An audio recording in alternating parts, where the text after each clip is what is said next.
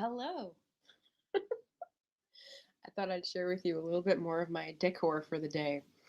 Hello, hello. Welcome to my Friday Live book tag video. Hashtag live book tag, in case Jeremy likes saying that book tag hashtag out loud too. My name is Margaret Pinard. Thanks for coming by my channel. You're on BookTube. What tag are we doing today? I'm going to do the backlist book tag. I was tagged twice by Jeremy and Courtney, I believe. They're both on my list. So that's going to be fun. We're going to jump in. I wanted to start off with, hey, Nina. Hello, hello. Always working in the background.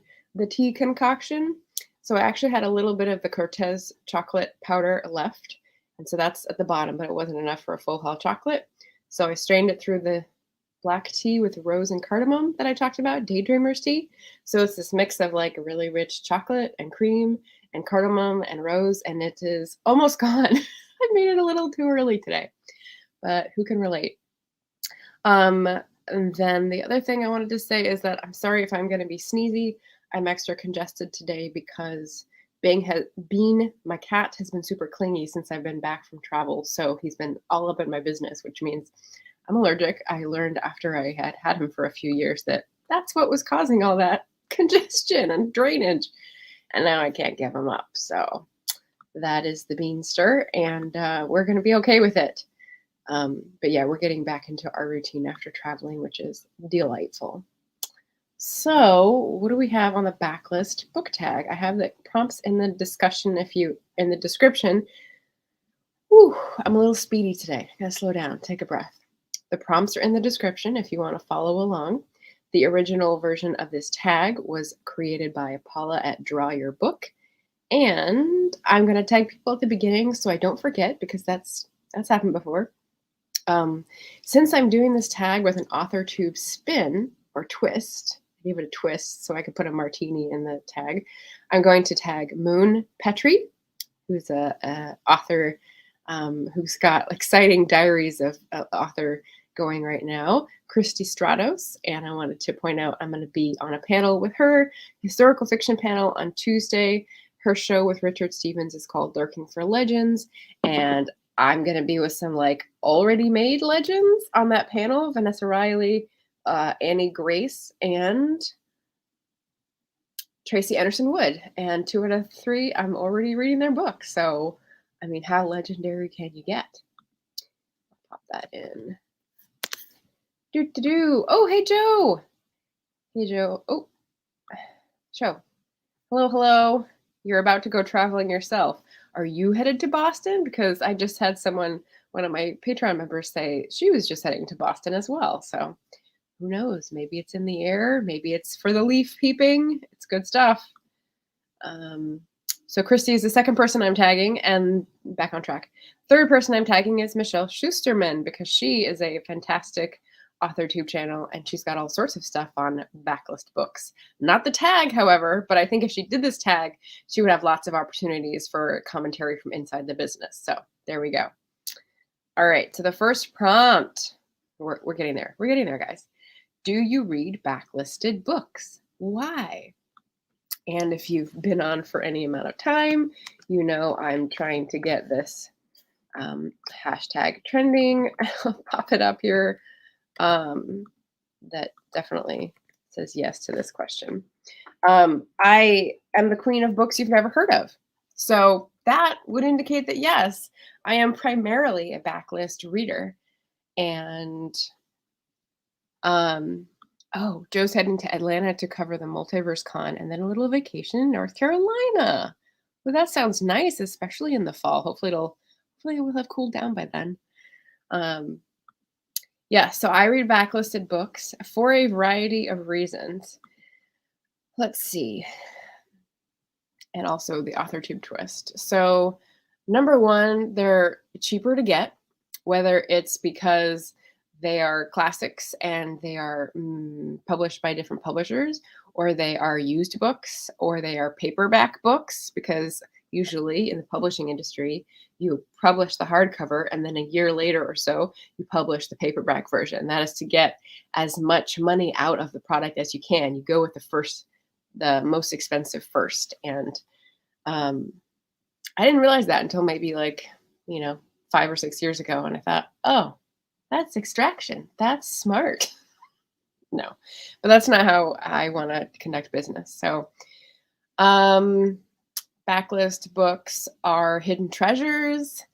Um, they feel more coincidental, like you're meant to read this thing at the time rather than it's showing up in my feed everywhere. It's being pushed in my face by social media, and I should read this now. I don't respond well to hype and nagging. So, I mean, marketers will tell you that if you see something 11 times, you'll feel the need to look at it more. But I think if it's conscious, I have a better, I don't know, meter about resisting that. So, yeah, backlist books also allow you to conserve resources.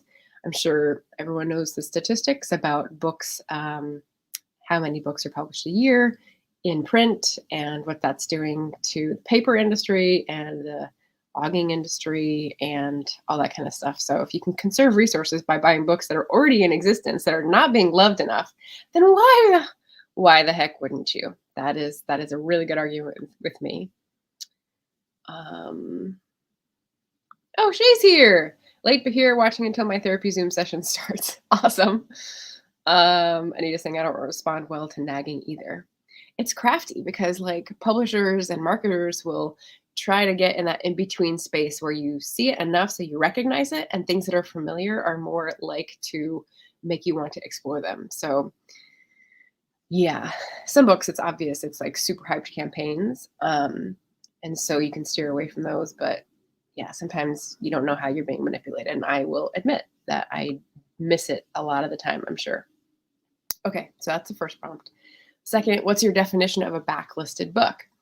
So I went to the internet to look for this. And what's interesting is that the internet definitions and most of the dictionaries tell us that it is about the publisher's viewpoint.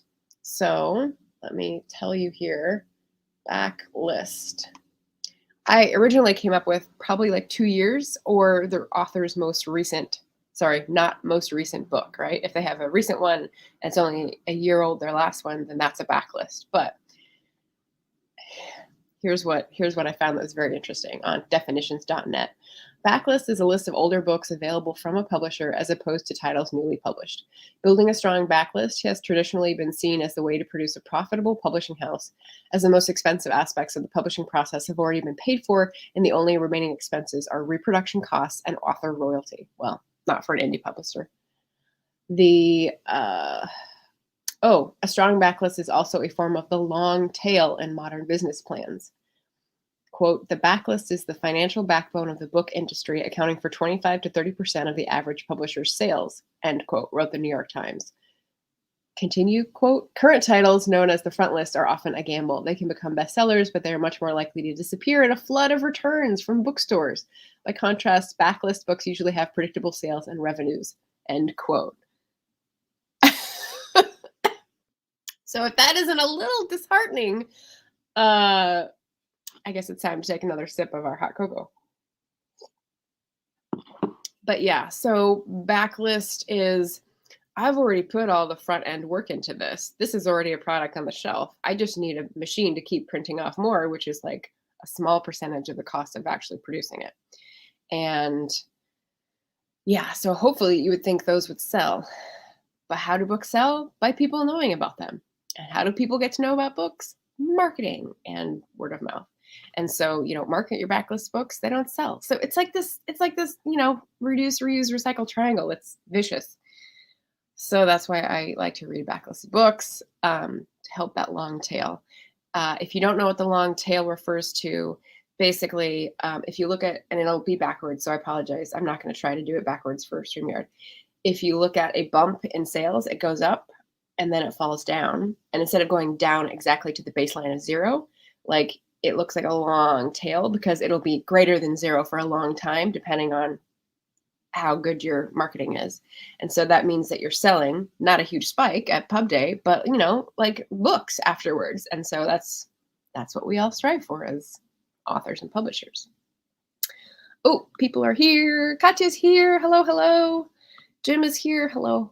There are plenty of hyped books on my radar, but unless they dive below $3 on Kindle or they turn up here secondhand or at Book Swap, I'm not going to get them. Exactly. Yeah, it's interesting. I think a lot of the people I associate with on BookTube maybe have this ornery streak of the more it gets in my face, the more I'm going to turn away and shove the door in its face, if that makes sense. All right. Joe saying, I kind of disagree. I think indie publishers depend on backlists more because they don't negotiate rights like for film, and some don't do author or audio either. Okay, so indie publishers depend on backlists more because they don't negotiate rights. I'm not sure. Meaning,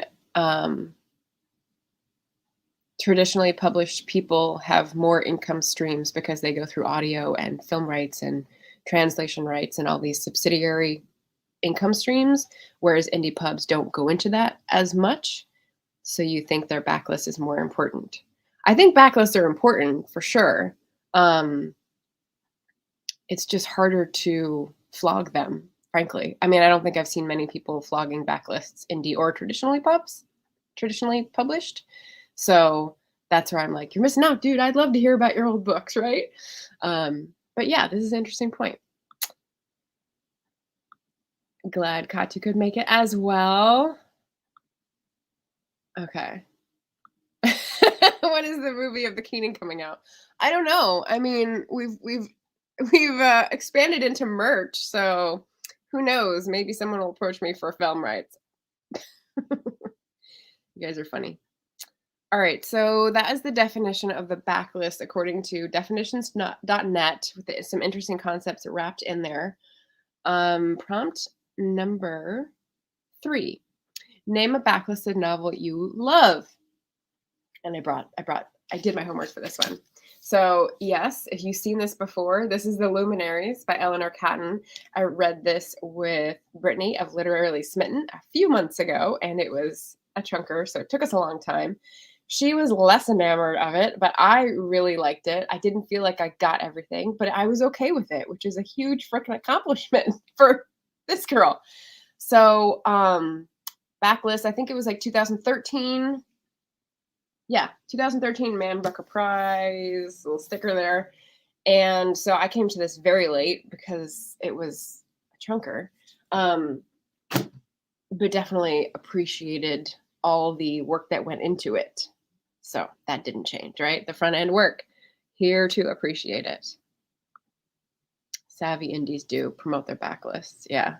Savvy indies also get their subsidiary rights taken care of. If you watch the Courtney Project, she has some banger videos about what they're doing with translation, how they're taking it like step by step, she and her co-author, what they're doing with other kinds of rights and like basically taking their backlist, making new covers. And it's a little frightening because it's so business centered and so bold, but she's so great. So I like listening to her, and eventually that idea will seep in and make me feel more okay about it, doing it myself, I think. So we'll see. That is the Courtney Project on YouTube. I don't know her last name because she doesn't give a real name for her books. Okay, so that was backlisted novel I love. Prompt number 4, a backlisted nonfiction you love. And I'm going to go with a recent read here that I'm also going to profile soon as a standalone review. So Gathering Moss by Robin Wall Kimmerer. Her name became very popular in the last year and a half because Braiding Sweetgrass is her most recent book. But this is the book before, and it's about moss. So how am I not going to love it? It's a collection of essays where she talks a bit about science, but also talks about ecosystems and understanding family and life and work and people's different reactions. It's so great. So I'll talk about it more later. I don't want to spoil the surprise, all the things. But yeah, so definitely a backlist book and a nonfiction that I loved. Prompt number 5, name a backlisted translated book you love. So I had to dig a little for this one. Let me catch up here. I'm reading N.K. Jemisin's debut novel, The 100,000 Kingdoms. I've seen her works a lot on BookTube. This was the first that was available for under $3. I'm enjoying so far. Excellent. See, Jim is on the same train as I am, which is that, except for buddy reads, I guess I go to the source for buddy reads, but if I don't have a specific purpose, I'm not going to buy a book at regular price. I usually wait for the universe to decide my reading list. I'm not a moody reader. I'm a universe will tell me what to read reader, because if it's in my local used bookstore, if it's on a deal online, for example, if I see it on a shelf in the library, stuff like that, I go, oh, I've seen that before. And that's where the marketing helps. And I pick it up and I go, I guess this is the time to read it. Like Crooked Hallelujah by Kelly Jo Ford finally came in after a year of being on hold. So anyway, yeah. Joe says, yeah, but most don't have leverage like the bigger houses do. Hollywood is evil and they will chew you up and spit you out if you give them the opportunity to do so. True. But I mean, think about publishing houses in other countries. Like, that's not as leverage dependent, I think. Yes, to get your foot in the door to talk to people, but I think there's more small houses springing up across the globe in the last decade as well. Yes, a great believer in serendipity. Yes, Jim, I get it. Yeah, we're on the same page there. Okay, so back to prompt number 5, translated book. Life-changing manga of tidying up. So this is a graphic novel, and it's basically a repackaging of life-changing magic of tidying up, but with an added storyline. So it's like a fictionalized person in an apartment with her life not together, goes through the Marie Kondo steps and like develops a friendship with someone next door as she's getting her life together. And I thought that was really cute. And I am a proponent of the philosophy as well. If it wasn't so expensive and so dictatorially arranged, I would probably go through the training to like be a Marie Kondo organizer, because it's fascinating to me to talk about our emotional connection with objects and how we can live a life that is more conserving of our resources. So yeah. So translated. And then the next prompt is name an author you have read all the backlist from. Okay, so I don't have anyone I've read all the backlist that is impressive, like who has a lot of books. I mean, everyone who does this mentions the fact that there's plenty of authors who only have a few, and that's kind of not the spirit of the question. So in the spirit of the question, I'm going to say Jacqueline Winspear because she's a favorite author, but there's one book or two I haven't read. One is a spin-off novel in the same world during World War I instead of post-World War I. And one is she has like a journal. I guess that doesn't really need to be read, but those are the two things I haven't read in the Maisie Dobbs world yet. Prompt number 7, name an author you want to read all of the backlist from. Oh, and I forgot to do this thing. Okay, so this is what I thought I'd try to do today. Because I don't have this book, or I didn't have time to find it. So how's this? Does this look cool, or does this look stupid? I would like to read a lot more of Elizabeth Goudge. She's someone I read The Castle on the Hill of last month or a couple months ago. And I read it around the same time as Vera Hodgson's Diary of the Blitz and Consequences of Fear, I guess. And I was talking a little bit about that earlier this week, that it just added so much to the reading experience to get these 3 different viewpoints. An author now writing historical fiction, an author then writing regular fiction, and an author then writing nonfiction. And it was just like, ooh, the swirl of feelings and everything was so good. But she's written a lot. Green Dolphin Street. She's passed away. Obviously, she lived in World War II. But she has written a lot of books. Why can't I use the past tense for this? Elizabeth Goudge wrote lots of books, and they're very hard to find. When I went to 20 million bookstores in my travels in Chicago and Boston recently, I did not find her in any of them, and I was looking. So if anyone knows where there is a stash of old British I don't know, sentimental romance-ish fiction books, definitely hit me up. They're kind of like, um, what's her name? C. Jade, Mary Stewart. They're a little like Mary Stewart books if you like those. Mary Stewart feels more dated. Um, but yeah, anyway, I'd like to read the rest of her backlist, so we'll go with that, and I'll take this off. Oh boy. Okay. Joe says, I'll tell you about my experience with publishing in Germany someday if you want to hear about it. And you are right. Oh, good. Okay. So yeah, smaller houses and yeah, more opportunities for indie pubs to get their foot in the door for translation rights. Looks good. Okay. Yeah, so I was trying to, see if it was better to hold up or put up a graphic, but they both require thinking ahead. So prompt number 7, I just did. Prompt number 8, name a backlisted book that you think will become a classic. And of course, this one took me the longest. It's a very difficult question because it's asking you what's the difference between backlist books and classics. So, classics, I think, have that staying power that they're seriously old. They're like 50 years old or more, 40 years. I don't know. You could debate how many decades. But by virtue of still being heard of so long after their publication date, they're kind of called classics now. Um, the backlist is, I think it makes more sense to apply to authors that are still living, or yeah, looking at this, not the publisher viewpoint, but the author viewpoint. Because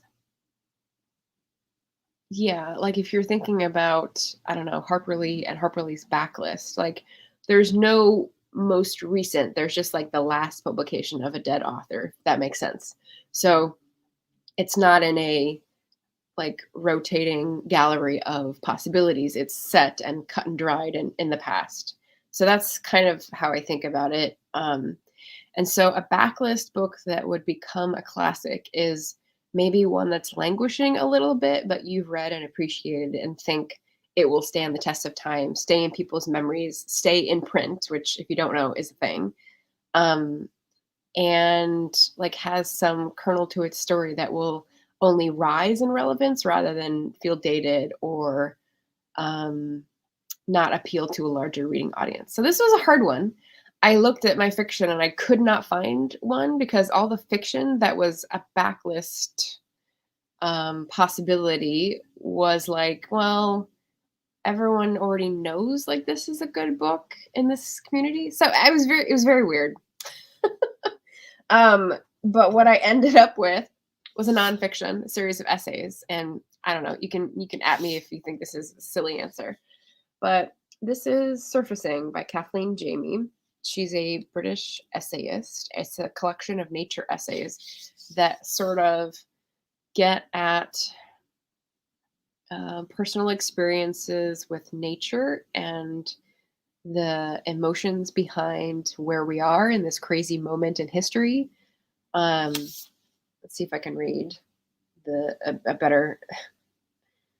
Okay, in this luminous new essay collection, this is from 2019, so 2 years, it meets my definition. Kathleen Jamie visits archaeological sites and mines her own memories of her grandparents, of youthful travels, to explore what surfaces and what reconnects us to our past. As always, she looks to the natural world for her markers and guides. Most movingly, she considers, as her father dies and her children leave home, the surfacing of an earlier, less tethered sense of herself. Time passing and blah, blah, blah. Okay, so yeah. I kind of think like this book is in a similar place to Underland, which people have read from Robert McFarlane, and he's a favorite author. But I think that's already like known enough.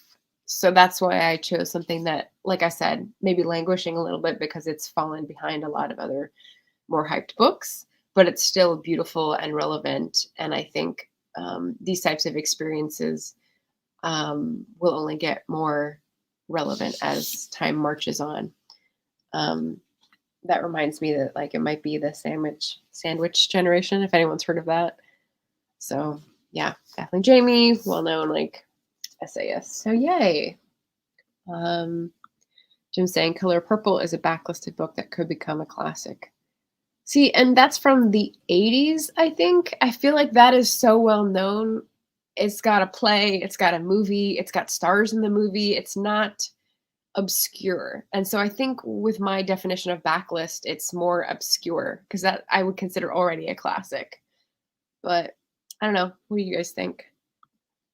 Surfacing has a cool cover. Yeah, minimalist and really neat. Oh, the other thing I was going to add to this to give it a bit of a more author tube twist was the terms that we're using. So let me wake my computer back up here. Backlist. So there's some terms that we use that are kind of funny. I read you the definition for backlist already, but what's the opposite? What's the front list? So again, it's publisher centered. A publisher's sales list of newly or recently published books, especially those of popular appeal. So it's like what's on the front burner, what's getting all of the attention. And that reminded me of another term, including list, which is A-List. And I just read you this from Merriam-Webster. Let's see, and then Wikipedia. Merriam-Webster calls the A-list a list or group of individuals of the highest level of society, excellence, or eminence. A-list. Okay, is that something to be striving for? And then Wikipedia says, in popular usage outside the film industry, so it must have originated there, an A-list celebrity is any person with an admired or desirable social status. And this is interesting in the age of social media. By contrast, the D-list is it for a person whose celebrity is so obscure that they are generally only known for appearances as celebrities on panel game shows and reality television. So that made me laugh. A-list, D-list. And then bringing it back to the author point of view and why I tagged Michelle Schusterman, because I had a little back and forth with her as a commenter on some of her recent videos as to the meaning of midlist. So I don't know if any of you guys have heard of the term midlist author, but it was murky to me for a while. And I finally asked and sort of narrowed in to understand the front list author is the one that's getting promoted, the one that is like on the New York Times bestselling list, the one that is getting the big marketing budget each year. And the midlist is anyone who isn't that front list. It's sort of like not complimentary, but like what's the word when you have something nice to say about someone so that you obscure their standing? You know, like a fig leaf, or it's not a fig leaf. Like, what's that phrase I'm trying to think of? If anyone knows what I'm trying to say, please tell me. Here's what Wikipedia says about midlist. A term in the publishing industry which refers to books which are not bestsellers but are strong enough to economically justify their publication, meaning that the advance that they get and the cost it takes to produce and distribute is made back by the publisher, which likely justifies further purchases of future books. So like you did well enough for them to say, oh, this was good. Maybe the next one will do even better and we'll, bring you back for another one if that's not already in your contract, that sort of thing. But can anyone think of that phrase that I'm looking for? Like midlist makes me think like it's the middle chunk, but it's not. It's just a name for everyone who's not the front runner, which is kind of weird. No one has a name for like the bottom of the bag type authors of a publishing house. It's like, because it's nice, or I don't know. Maybe there is a name in the publishing industry and I'm just like not privy. And Beth Ann is here just in time for the midlist discuss. Very cool. Thanks, Beth Ann, for coming by. Yeah, but Michelle has a very good video on her feelings about this, and that's sort of her niche, or what she has called herself. So that's what got me interested in that concept. So backlist, front list, A-list, D-list, midlist. And the final piece here today for this author tube twist is complicated feelings around the backlist. So if any of your authors chip in. So um, I've heard authors say, and I believe them, that if they're not growing with each of their books, like what's the point, right? Hopefully when you start out, you're at whatever level, and then with each experience, you're growing. Your writing is getting better, it's getting deeper, it's getting more complex, and maybe you're getting better in the process of getting it out faster or cleaner, or maybe not. But the end result is something you feel better about each time. And that's how we learn and grow and progress in our careers and creative pursuits. And so that means that when you look at your backlist, sometimes you go, "Oh wow, that was a first effort." Yeah, there's some things wrong with that. And what's funny, Beth Ann is on here, and if John was too. Like they've both read Memories Hostage, which is my first book, and so when I look at that, I go, there are shortcomings with that. Like I typically frame it as saying it's a fast-paced sort of spy, sort of um, plot-heavy novel. Like there's lots of things that happen, and they're a little unbelievable. It's it's like your thriller, but not like a deeply complex one. It's personal discovery mixed with a time period that's interesting to me, mixed with like a big sort of plot in the background. And, sometimes that's what you're in the mood for. And that's how I sort of frame that so that it's not like, yeah, I was experimenting with how to write a novel and that's what came out. So, in terms of backlist, in terms of marketing, I know people who take books off the market because they're embarrassed about their first efforts. And as an indie author, part of the good thing is that you don't have gatekeepers saying that your work is not good enough, but that's also a liability when you get better and bigger and have a bigger audience. Like, do you take that stuff off because it's not good enough or it doesn't square with where you are in the present because it'll affect how people see your work? Like it's a big question. This is why I say we have complicated feelings about the backlist as authors / indie authors, I would think. This is an interesting topic. Yeah, Joe agreeing, saying that's part of why I'm republishing my first book. Ooh, okay. Drop a title on us. It's more because I need it to more connect to the 2 sequels for a trilogy, which is not my plan originally. Okay. See, sometimes you write something and then you change how it's going to fit into the universe of your work. Yeah, that's a totally legit reason. Jim is on to say, Tin Drum, Catch-22, and To Kill a Mockingbird are all debut novels. Their writers didn't go on to do anything better. Okay, well then they wouldn't have to have a embarrassing backlist. Interesting.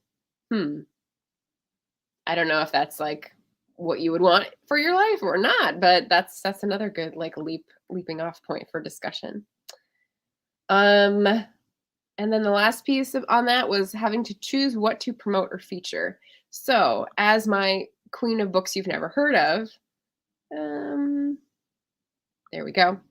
As this hashtag that I own, not really. I have chosen to focus more on backlist books on my booktube channel because number one, I can't stop hoarding them.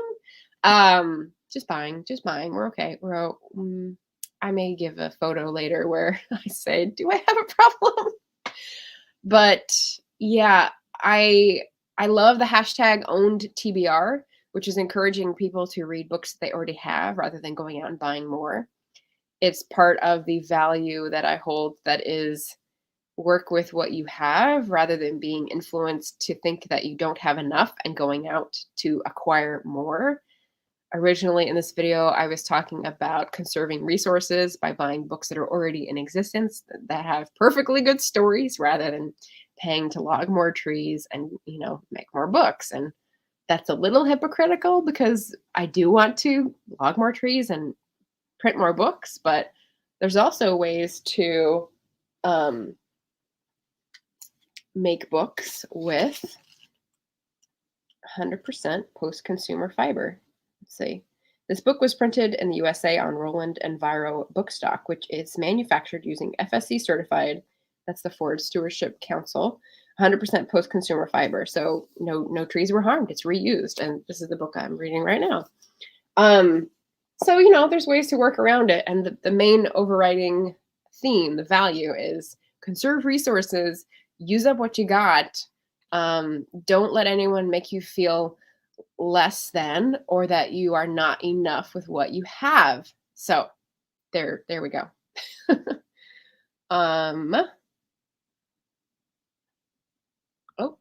Amongst the Killing. Here we have the title. Okay, so look out for Joe's first book republished, which will be retooled.